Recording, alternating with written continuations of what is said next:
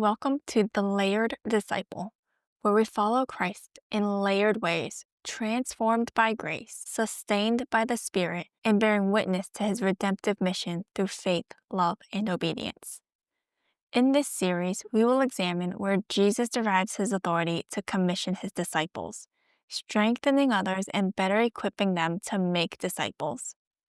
This series consists of 8 episodes, starting with today's foundational discussion focused primarily on Matthew 28:18. Let's get to it. What does it mean to follow someone who claims they have all authority in heaven and on earth? Not just a teacher, not just a prophet, but one whose words echo the voice that spoke creation into being. We begin where Jesus ends, at the edge of a mountain in Galilee, commissioning his disciples with a claim so vast it demands our full attention. He says to his disciples, "All authority in heaven and on earth has been given to me." This isn't just a preamble to the Great Commission. It's the theological anchor. The authority Jesus speaks of isn't borrowed influence or charismatic leadership. It's divine legitimacy. The Greek word used here for authority implies not just power, but the right to exercise it. Jesus is declaring that he holds the full weight of heaven's rule and earth's governance. To understand this claim, we look backwards into the visions of Daniel. In Daniel chapter 7, the prophet describes a mysterious figure, one like a son of man, who comes with the clouds of heaven and receives dominion, glory, and a kingdom from the Ancient of Days. This figure is worshipped by all peoples, nations, and languages. It's a cosmic coronation. Jesus' use of Son of Man throughout the Gospels is not incidental. It's a direct claim to this prophetic identity.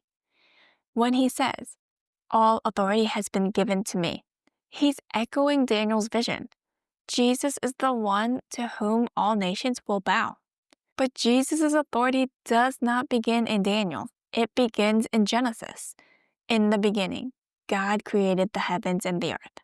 That creator, named Yahweh, is the source of all dominion. His name carries the weight of self-existence, eternality, and covenantal faithfulness. And throughout the Old Testament, Yahweh's authority is revealed through creation, covenant, and judgment.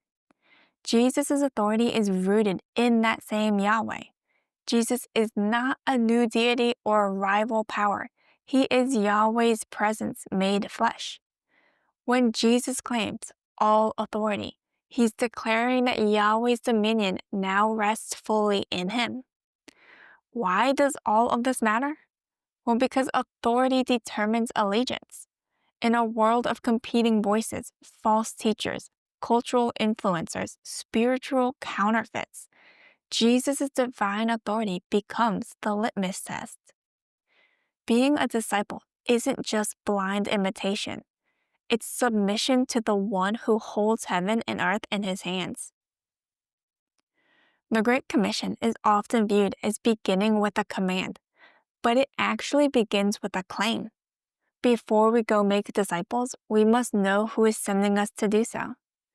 Before we teach others to be disciples, we must trust the true teacher.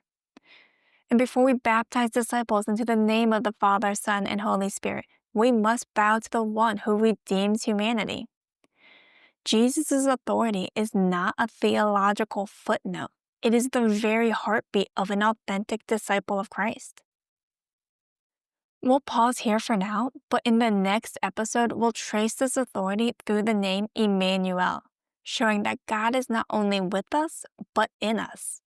Until then, may your devotion to Christ be strengthened through recognition of his divine authority.